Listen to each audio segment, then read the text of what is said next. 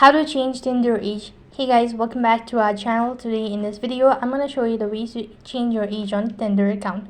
So to change your age on Tinder account, you just have to follow the steps. First thing, going to log in into your account, which is going to look something like this. Now while you're on this page, next what you have to do is you just have to go ahead and press the profile icon from bottom right hand side corner. Unfortunately, there's no such thing as changing your age on Tinder. So when you actually create your account and had set up the age and remain permanent, so you'll not be able to change your age on Tinder. The only way to change your age on Tinder is by deleting your account, and after deleting you have to create a new one, and only then you could go ahead and change your age, or you could just set up a age according to your preferences.